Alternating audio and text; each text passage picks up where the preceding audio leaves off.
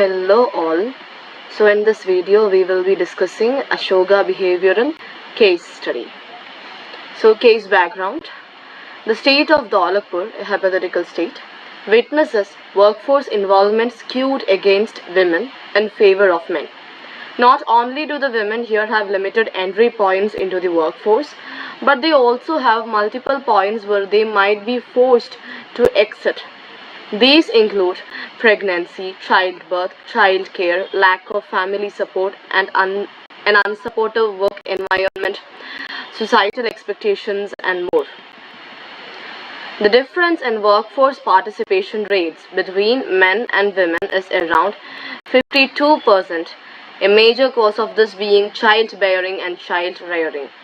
Women's employment rates having young children is becoming more and more negatively correlated, since an increasing number of studies show that having small children in homes puts enormous demands on a woman's time and thus limits their ability to pursue employment.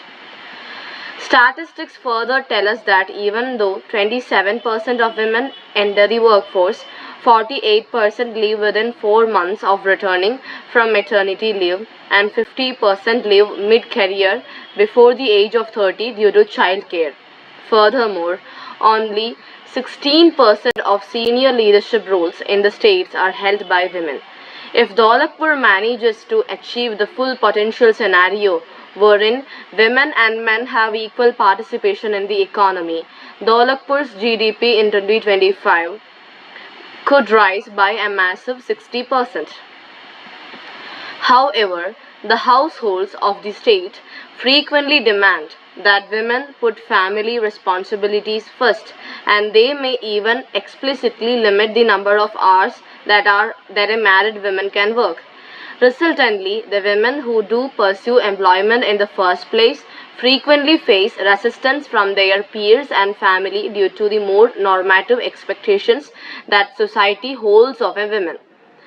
Furthermore, Dholakpur saw a dramatic growth in women's education rates between 2001 and 2011, with 116% more women earning graduate degrees or beyond as compared to a mere 65% increase in men. Additionally, there has been a rise in the proportion of women obtaining professional and technical degrees and post-graduation completion. Yet, female labor force contribution to the state GDP was enhanced only by 17%.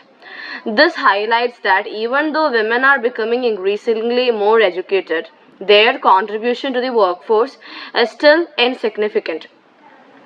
Research shows that these norms have not changed substantially over the past 20 years, and that they tend to be more firmly established in higher caste and wealthier households, thereby indicating that economic prosperity would not be sufficient to reduce their power.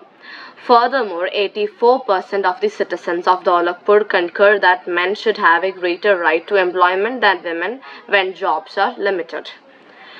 Problem statement. As consultants to the state government of Dholakpur suggest behavioral interventions to reintegrate mothers into the workforce. Consider the workforce to include both employment in the organized workforce and entrepreneurial ventures. For all other aspects and data points not detailed above, consider the socio-economic conditions of Dholakpur to be exactly the same as Delhi. Okay.